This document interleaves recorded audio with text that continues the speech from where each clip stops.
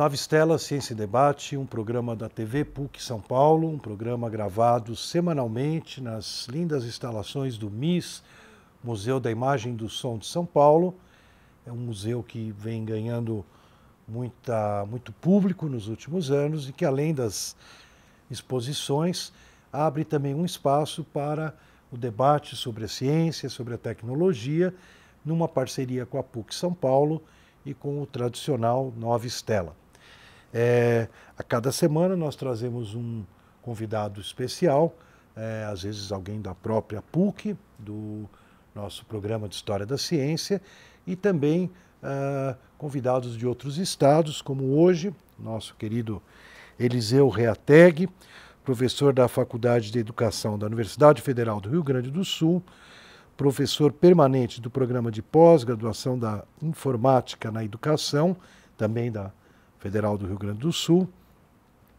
Ele já foi visitante da Escola de Educação da Universidade da Califórnia, Irvine, desenvolvendo pesquisas na área de tecnologia para apoio aos processos de letramento. E vai longe aqui, Paris, trabalho na empresa, prestando serviços para Peugeot, Thomson, foi professor do Departamento de Informática da Universidade de Caxias do Sul por 6 anos e gerente de projetos da empresa Gol Digital em Porto Alegre. Maravilha, Eliseu, muito bem-vindo ao Nova Estela. Acho que eu não comentei, mas preciso comentar que o professor Eliseu é colaborador do nosso programa de pós-graduação, em particular com uma atividade que a gente vem desenvolvendo com o apoio do professor Eliseu na criação de um instrumento de busca para que a gente passe a trabalhar com a nossa grande biblioteca digital em História da Ciência de uma forma mais organizada, conceitual, e que vai ser tema de uma entrevista específica. Mas hoje eu queria tratar aqui com o professor Eliseu como é que é essa questão do uso das novas tecnologias na educação, como é que é a tua participação nesse processo? Bom, inicialmente eu não poderia deixar de agradecer o convite, né? É um prazer muito grande estar aqui com vocês, conversando um pouco então sobre tecnologia e educação. Eu tenho esse percurso que é um pouco híbrido. Por muitos anos eu trabalhei na indústria mesmo, né? Como tu mencionaste há pouco, fui gerente de projeto, trabalhei em projetos para Peugeot, para Thomson, numa época em que eu não morava no Brasil. E muito desse percurso acabou me dando algumas das ferramentas que eu uso hoje na minha pesquisa em informática na educação, e hoje eu sou professor da Faculdade de Educação. Então, até certo ponto, eu acho que eu tenho esse privilégio de ter vivido em dois mundos, né? Um pouco na indústria e já agora há muitos anos na universidade, tentando entender como é a inserção então dessas tecnologias nas práticas educacionais hoje no Brasil e no mundo. Por muito tempo as pessoas têm acreditado muito na revolução que poderia acontecer a partir da utilização da tecnologia na educação. E a gente vê pelo mundo afora projetos como o projeto Um Computador por Aluno, que se acreditou muito que a revolução poderia começar por aí, distribuindo então tecnologia para cada um dos alunos nas escolas, e pouco a pouco foi se percebendo limitações dessa não só da abordagem, mas a dificuldade de se conseguir implementar esse projeto sem se perceber inicialmente que a formação de professores para emprego da tecnologia era algo primordial e talvez até inicial, né? Não adianta distribuir computadores para todas as crianças ou para todas as pessoas que estão envolvidas, né, no processo educativo, seja em que nível for, sem que os professores, sem que tenha ocorrido uma reforma na maneira de se desenvolver esses processos educacionais envolvendo a tecnologia. Então, essa foi uma barreira muito grande que se encontrou nesse projeto Um Computador por Aluno, que aconteceu no Brasil como um piloto, mas dadas as dimensões do Brasil, um piloto já é algo... a gente Gigante. a gente já está falando de centenas de milhares de computadores distribuídos pelo país todo, mas se deparou muito com esse problema de os professores não sabiam muito o que fazer com as tecnologias, e isso aconteceu no mundo todo. O Uruguai despontou como uma das nações em que o projeto conseguiu ser implementado mais na íntegra e em que resultados mais concretos foram percebidos. Resultados algumas vezes não relacionados à educação como se esperava, ou seja, os alunos aprenderam mais matemática ou espanhol, no caso, mas se percebeu que, em termos de país, de uma cultura num país, de formação de comunidades que lutavam por um ideal comum, isso apareceu muito forte no projeto na nação uruguaia, como uma nação lutando por um projeto educacional único. E isso foi muito importante. Mas é como se fosse um produto secundário, né, do que se esperava para o projeto UCA. UCA, um computador por aluno.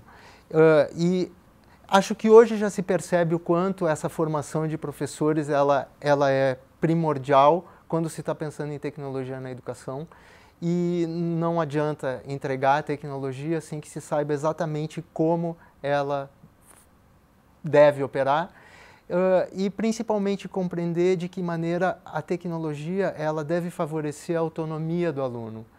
E isso, de certa forma, coloca o professor numa outra posição em que essa hierarquia professor-aluno ela deixa de ser tão grande, né? E a gente vai para algo um pouco mais linear, em que professor e aluno já não se tem o professor como um detentor de conhecimento, na medida em que o aluno tem um celular na mão com o Google e ele faz uma consulta e algumas vezes ele até tem informações que o professor não tinha.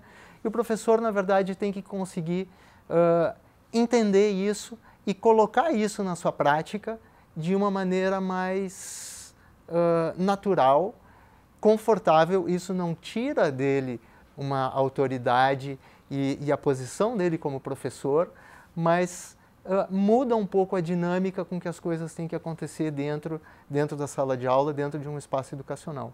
Então, essa é um pouco a minha visão, né, de como as tecnologias, a tendência de emprego das tecnologias, ela passa por uma mudança nessa perspectiva do professor, da utilização da tecnologia, mas, sobretudo, acho que a autonomia que a tecnologia dá ao aluno, ela tem que ser melhor compreendida e explorada. Deixa eu fazer só algum comentário, Eliseu. Eu acompanhei um pouco esse processo quando eu estava no Rio de Janeiro, na Secretaria da Educação. Então, a primeira coisa interessante que você falou é que o projeto inicial ele buscava entregar, né, um computador para o aluno. E, obviamente, né, como você falou, são milhões de máquinas, né? E o que é interessante é que, paralelamente a esse projeto, teve a disseminação do celular, smartphone, que, na verdade, hoje em dia, fica até questionável se você realmente precisa ainda entregar um notebook para cada aluno. Verdade. Na medida que muitos alunos têm já o hábito de navegar pelo celular, né? Então, essa foi uma mudança interessante nesse processo, né? Quer dizer... com certeza. E acho que já o fato de que no Brasil, em determinado momento, se abandonou os notebooks que estavam sendo utilizados nessa distribuição, né, nas escolas, se passou para o tablet, numa escala bem menor, mas como uma tentativa até de consertar alguns problemas que tinham ocorrido que diziam respeito à tecnologia, né? Então, vamos substituir os notebooks por tablets e, no final das contas, se percebe que não era exatamente aquela tecnologia e até os alunos têm, né, os seus celulares que muito podem atender coisas que estavam sendo feitas com esses notebooks ou os tablets. A gente enfrenta no Brasil um problema também que diz respeito à legislação de utilização ou não de celulares em sala de aula, e muitas escolas proíbem a utilização desses celulares, e isso, de novo, né, tem que ser pensado para que, algumas vezes, o celular faz sentido, a utilização dele na sala de aula, já que a gente se encontra ali num espaço em que muitas vezes o professor não tem acesso a um laboratório e tal, mas quando eu vejo, eu tenho muitos alunos que têm celular com acesso à internet que poderiam fazer uma consulta, enfim, bibliotecas digitais, coisas assim, que podiam dinamizar a aula de uma forma diferente. E acho que isso precisa ser também repensado, né? E vem sendo pensado. E, bom, agora vamos, quer dizer, você deu esse overview aí da situação, né? Eu acho que esse ponto, a secretária no Rio era a Cláudia Costin, extremamente entusiasta das novas tecnologias, né? Mas sempre com aquela preocupação que você colocou, quer dizer, a manutenção do professor é fundamental, né? Afinal, não é só a transmissão de informação e conhecimento, mas há um relacionamento muito importante em termos de, às vezes, de guia, inspiração das crianças, né? E também a questão que você falou, quer dizer, como é difícil, talvez, a formação do professor para essa nova realidade, né? Esse é um gargalão que a gente tem, né? E a gente percebe também o quanto os professores que já estão na sua profissão, que já têm uma carreira consolidada, trabalhando sem a tecnologia, com a resistência que esses professores têm de... aí é como eu falei antes, não é somente de passar a usar uma tecnologia que eles não dominam, mas mexer um pouco nessa relação que eles têm com o aluno e a sua forma de... a forma de educação que eles vinham fazendo há mais tempo, em que a tecnologia não era contemplada. Acho que são esses problemas bem importantes, né? Essas são gerações mais antigas de professores que têm essa resistência, mas se percebe também que a formação no país, a formação de professores pensando na utilização de tecnologia, ela ainda é muito incipiente, né? Os cursos de formação de professores, licenciaturas, cursos de pedagogia, não têm disciplinas muito específicas que trabalham isso, ou muito pouco se trabalha com isso. Quando, na verdade, até se deveria pensar se não tinha que ser algo mais horizontal no currículo, né, de utilização das tecnologias com esses professores em mais disciplinas e não somente uma disciplina específica para trabalhar a tecnologia na educação. Eu acho que tinha que ser um uso mais amplo, né, em diferentes disciplinas. A gente aprende muito o professor aprende como educar na medida em que ele está numa sala de aula e ele está vendo o método que está sendo utilizado com ele mesmo, né? Então, um aluno de licenciatura, ele está aprendendo na medida em que ele está estudando na universidade. Na medida que as tecnologias começarem a invadir um pouco, ele vai se sentir mais confortável de fazer, de utilizar essa mesma prática com seus alunos no futuro. Acho que a formação passa um pouco por aí, mas a gente ainda está um pouco longe disso. E agora, vamos... Estava aqui esperando um momento assim, mais concreto, assim, que você, né, tem a questão que eu sei que você tem já uma certa experiência na questão do letramento, de redações, né? Queria que você também colocasse para nós um pouco o lado mais, vamos dizer assim, um produto, né, alguma coisa específica que você desenvolveu e tem trabalhado na prática com a sala de aula, né? Perfeito. Então, nós temos um projeto que é específico sobre letramento, uma determinada tecnologia que nós desenvolvemos.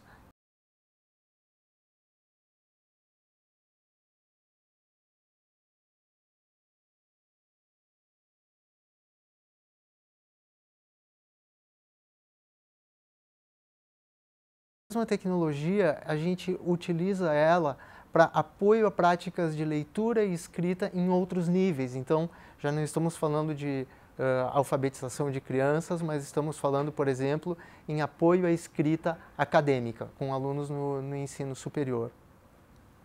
Pensando um pouco mais, voltando então para letramento no sentido de práticas de leitura com crianças ou jovens que estão em fase de alfabetização, o que se percebe muito é que algumas vezes essas crianças ou jovens, eles conseguem decodificar as palavras, né? Então eles já romperam aquela barreira, sabem quais são as letras, conseguem formar sílabas e palavras, mas leem uma frase e não compreendem muito bem o significado daquela frase. Então esse software que a gente desenvolveu, ele extrai diagramas de textos quaisquer. E esses diagramas, eles são muito semelhantes a mapas conceituais, e o que a gente procura fazer é levar esses jovens e adolescentes a utilizar esses diagramas como um espaço inicial de reflexão sobre o que eles leram. Na verdade, então, como uma forma de levá-los a questionar sobre o que vocês leram, quais são os principais conceitos. Será que esses conceitos que a gente está vendo nesse diagrama são realmente os conceitos mais importantes do texto? E esse tipo de reflexão tem se mostrado muito útil nesse processo de compreensão textual para ou alunos que têm uma certa dificuldade nesse processo de compreensão, ou de uma forma mais ampla mesmo, num determinado momento do processo de letramento em que se trabalha, né? Se começa a trabalhar com compreensão de texto. Agora falando sobre práticas já mais em nível ensino superior, nós temos um projeto em que nós utilizamos esse software para apoio à escrita de trabalhos de conclusão de curso. E o que se fez novamente foi desenvolver uma estratégia de apoio à escrita em que os alunos utilizavam esse software que extraía os diagramas dos textos para analisar os seus próprios textos. E a gente teve resultados muito significativos com grupos bastante grandes. A gente fez uma pesquisa em que nós tínhamos um grupo experimental e um grupo de controle. Então, o grupo experimental eram alunos que usavam esse software para auxiliar a escrita dos seus trabalhos de conclusão, e um grupo que não utilizou o software, e nós tínhamos em torno de 250 alunos em cada um desses grupos, e se percebeu que os alunos que utilizaram esse ferramental obtiveram um desempenho significativamente superior aos outros estudantes, né? Então, na verdade, a gente vê como esse tipo de, eu vou dizer, estratégia, não é só o software, né, mas é a forma como a gente utilizou esse software, esses diagramas, para levar os alunos a determinadas reflexões sobre a sua própria escrita, para que isso melhorasse a escrita dos alunos, nesse caso, no contexto de escrita de trabalhos de conclusão de curso. Então, esses são alguns exemplos de projetos que a gente tem desenvolvido. Nosso telespectador entender, né, o que a gente está falando. O aluno tinha um texto que ele lia, né, e depois ele tinha que comentar o texto, era isso? Isso, mas aqui já na escrita do trabalho de conclusão de curso, eram os próprios textos dos alunos que eles faziam, então, eles extraíam um diagrama do seu próprio texto em diferentes etapas da construção do texto. Então, eu fazia um diagrama da introdução, eu fazia um diagrama do desenvolvimento do texto, e aí o que se fazia, na verdade, eram perguntas dirigidas para a análise do seu texto a partir dos diagramas. Então, tem conceitos da introdução que estão aparecendo no desenvolvimento, e por que não estão aparecendo? Será que não deveriam aparecer?